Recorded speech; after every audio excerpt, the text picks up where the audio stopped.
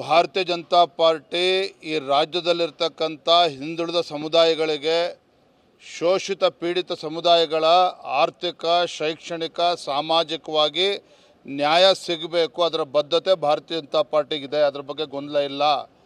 ಆದರೆ ಸಿದ್ದರಾಮಯ್ಯನವರು ಇವತ್ತು ಈ ವಿಚಾರನ ಹಿಡ್ಕೊಂಡು ತಮ್ಮ ರಾಜಕೀಯ ಬುಡವನ್ನು, ಅಸ್ತಿತ್ವವನ್ನು ಭದ್ರಗೊಳಿಸ್ತಕ್ಕಂಥ ಷಡ್ಯಂತ್ರದಿಂದಿದೆ.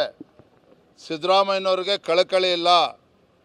ಸಿದ್ದರಾಮಯ್ಯನವ್ರಿಗೆ ಇವತ್ತು ನ್ಯಾಯ ಕೊಡಬೇಕು ಅಂತಕ್ಕಂಥ ಪ್ರಾಮಾಣಿಕ ಕಳಕಳಿ ಇದ್ದಿದ್ದೇ ಆದರೆ ಮುಖ್ಯಮಂತ್ರಿ ಸಿದ್ದರಾಮಯ್ಯನವರ ಹಿಂದಿನ ಅವಧಿಯಲ್ಲಿ 2015ರಲ್ಲೇ ವರದಿ ಬಂದಿತ್ತು, ಕಾಂತರಾಜ್ ವರದಿ. ಏನು 4 ವರ್ಷ ಕೂತ್ಕೊಂಡು ಏನು ಮಾಡಿದ್ರು ಸಿದ್ದರಾಮಯ್ಯನವರು?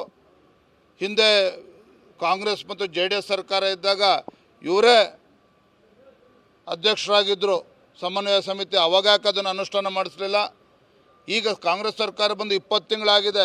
ಯಾಕೆ 20 ತಿಂಗಳಾದ್ಮೇಲೆ ನೆನಪು ಆಗ್ತಾಯಿದೆ ಅಂತೇಳಿದ್ರೆ, ಮುಖ್ಯಮಂತ್ರಿ ಸಿದ್ದರಾಮಯ್ಯನವರು ತಮ್ಮ ಸ್ಥಾನಕ್ಕೆ ರಾಜೀನಾಮೆ ಕೊಡ್ತಕ್ಕಂಥ ದಿನಗಳು ಹತ್ತಿರ ಬಂದಿದೆ. ಮುಖ್ಯಮಂತ್ರಿ ಸ್ಥಾನನ ಮತ್ತೊಬ್ಬರಿಗೆ ಬಿಟ್ಕೊಡ್ಬೇಕಾಗ್ತದೆ. ಹಾಗಾಗಿ ರಾಜ್ಯದಲ್ಲಿ ಬೆಂಕಿ ಹಚ್ಚಬೇಕು.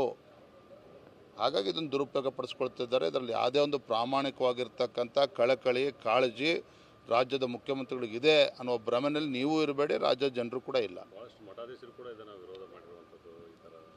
ಎಲ್ಲರೂ ಇವರು ಅನುಷ್ಠಾನ ಮಾಡೋದಕ್ಕೆ ಸಾಧ್ಯವೂ ಇಲ್ಲ, ಮಾಡೋದೂ ಇಲ್ಲ. ನಾನು ನೆನ್ನೆನೂ ಕೂಡ ಹೇಳಿದ್ದೇನೆ. ಮೊದಲನೇದಾಗಿ ಈ ವರದಿ ಏನಿದೆ, ಇಟ್ಸ್ ಔಟ್ಡೇಟೆಡ್. 10 ವರ್ಷಗಳು ಕಳೆದಿದೆ.